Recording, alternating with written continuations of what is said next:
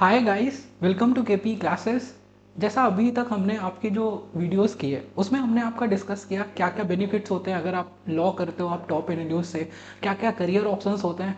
फिर उसके बाद हमने डिस्कस किया क्या तरीका हो सकता है जिसके थ्रू आप किस प्रोसीजर को फॉलो करके क्या क्या स्टेप्स हैं, क्या क्या चीज़ें हैं जिनको आपको ध्यान में रखना चाहिए while you are preparing for this examination. अब उस स्ट्रैटेजी को हम ब्रेक डाउन करने वाले हैं सब्जेक्ट वाइज कि अगर आपका जो अलग अलग सब्जेक्ट है, जो 5 सब्जेक्ट हैं जिनकी आपको तैयारी करनी है, क्या क्या तरीके से आपको उस सब्जेक्ट में अप्रोच रखनी चाहिए। That is what we are going to start and understand in today's class. तो आज का जो टॉपिक है that is how you can prepare for this section of legal reasoning. So you must be aware of this thing कि आपका जो CLAT examination होता है उसका जो मैक्सिमम पार्ट होता है, almost 50% of the question are from this topic of legal reasoning.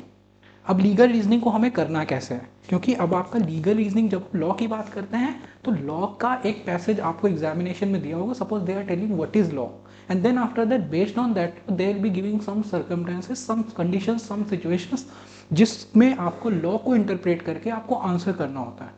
तो अब उस पैसेज को समझने के लिए आपको इंडिया के जो बेसिक लॉज हैं उनकी अंडरस्टैंडिंग होनी चाहिए। तो जब हम इंडियन लीगल सिस्टम की बात करते हैं तो इंडिया में क्या है, जैसे मान लो if there is crime happening in the society तो उसको डील करने के लिए there are criminal laws in India.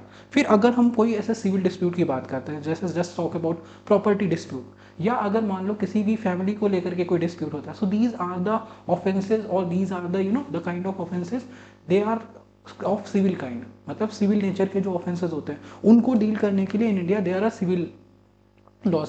उससे पहले आपके हमने क्रिमिनल लॉ डिस्कस किए। उसके बाद there is a constitutional law, जो पूरे के पूरे सभी इंडियन लीगल सिस्टम जो है ना उसका ग्रैंड नॉर्म है, कि मतलब जो सारी की सारी पावर आती है। तो आपको इंडिया के लीगल सिस्टम को समझना पड़ेगा ताकि आपका, although you don't need to remember anything for this thing. बहुत सारे ऐसे लोग होते हैं, बहुत से ऐसे एस्पिरेंट होते हैं जो सेक्शन को याद करने लग जाते हैं, बहुत से ऐसे एस्पिरेंट होते हैं जो आर्टिकल्स को याद करने लग जाते हैं, but that is not at all required for this examination. You just need to have the basic understanding of legal terminology, कि आपको लॉ में जो टर्म्स यूज होते हैं और वो अंडरस्टैंडिंग कैसे आएगी जब आप सभी लॉस को बेसिक तरीके से समझोगे। अब वो करने का जो द बेस्ट वे है वो क्या है, सबसे पहले तो the most important part for examination of legal reasoning is कि आपको लॉ की अंडरस्टैंडिंग होनी चाहिए। अब इसका 50% of the question is coming from this part only. अब इस 50% पार्ट में भी जो सबसे ज़्यादा क्वेश्चन आते हैं वो आपके कॉन्स्टिट्यूशन उससे आते हैं। तो सबसे पहले if you are starting your preparation for CLAT 2025 तो आप किससे स्टार्ट कर सकते हो, you can start with this constitution of India. सबसे पहले आपको क्या करना, जो कॉन्स्टिट्यूशन की लैंग्वेज है उसमें हमें कुछ भी याद नहीं करना। We don't need to remember any article which is given, but we need to understand the language which is given inside the article.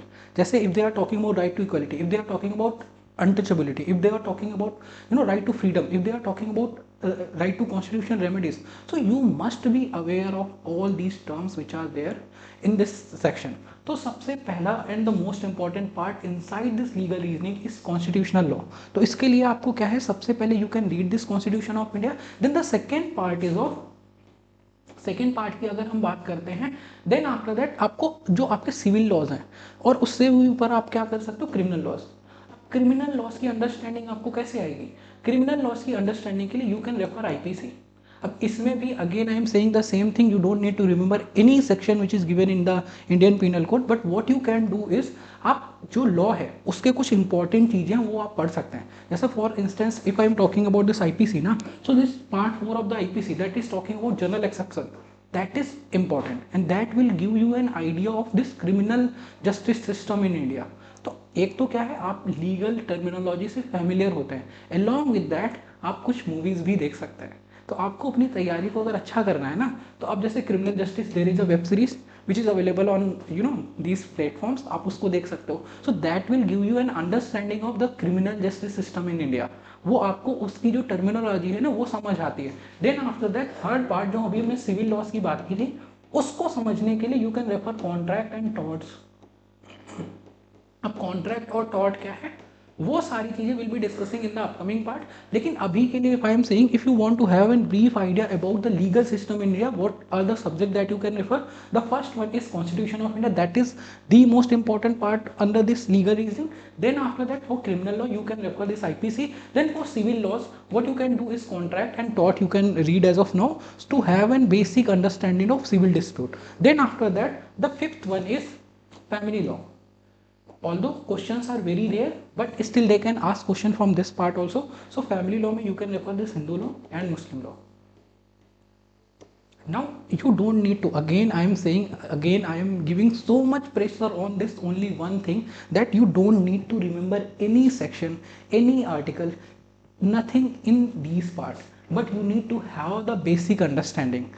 You have to have a basic overview of all these subjects which are there inside this legal reasoning. So what you can do is, if you are going to start your preparation for CLAT 2025, you can start with Constitution of India.